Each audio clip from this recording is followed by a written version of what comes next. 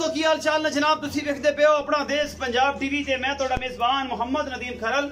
सब तो पहले अपने चैनल को करना सब्सक्राइब ते बेल आइकन ते क्लिक करना है अच्छी ते बेहतरीन वीडियो का नोटिफिकेशन तो हमेशा मिलता रहे। तुसी देखते रहो आज लैके थोड़े वास्ते हाजिर हो एक दूजन या त्रीजन ये जनाब एक मझ की वीडियो है।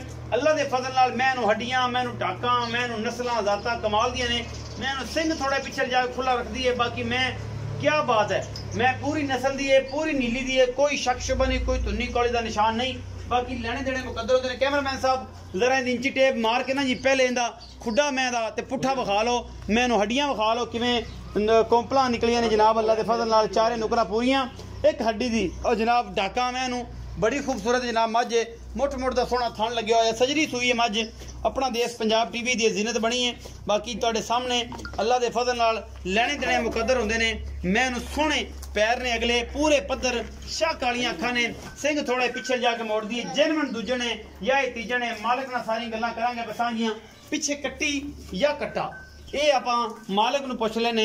बाकी सोहना थन लग्या होया है मुठ मुठ दा और मैनू टाका डूका हड्डियां चंगियां लकड़ चंगी मैनू और बहुत आला क्वालिटी का पीस अपना देश पंजाब टीवी की जीनत बने और इंशाल्लाह तुहाडे वास्ते नीली दे ब्रांड कढ़ के तुहाडे वीर की कोशिश होंदी है कि लैके हाजिर होइए। ये जी मैं दूसरे सूबे की या तीसरे सूबे सज्जर सूई है कट्टी है कट्टा पिछे कट्टा है जी। ए जनाब तुहाडे सामने खड़ा है ये 2 दिन की सूई है तकरीबन बोले जी चाहिए दूसरे दिन दी या तीसरे दिन दी मालिक नूं पुछ लेने। एक बार कैमरामैन साहब जरा सलीक कराया जी अडर क्वालिटी दी।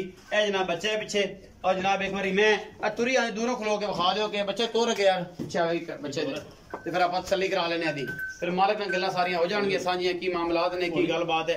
ए जी मैं तुहाडे सामने अज दी एक वीडियो दे विच एक ही मझ है और जनाब अल्लाह दे फजल नाल मैं नीली दी है चंगी है माड़ी तुसीं आप वेख लेनी है। मैनू फाड़े वर्गा जनाब हड्डी लगी हुई है खुड्डा तुसीं आप वेख लेना है डाका आप वेख लेनियां ने।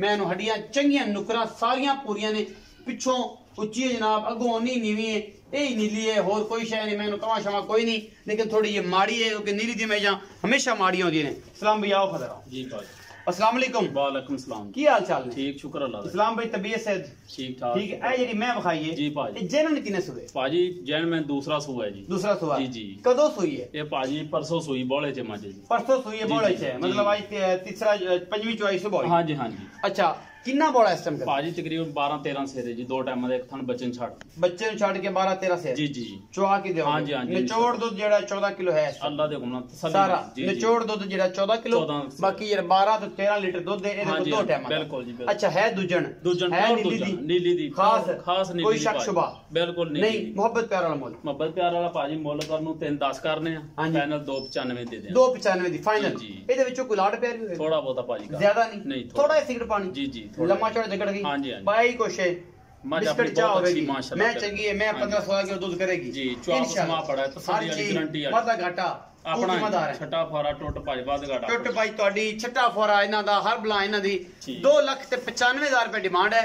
मोहब्बत प्यार थोड़ा बहुत है ज्यादा कोई नहीं। मैनू है नस्लों दा तो चंगी मगरू बड़ी चौड़ी अगू ओनी बरीक दूजने पिछे कट्टा है शाह काला बहुत ही खूबसूरत।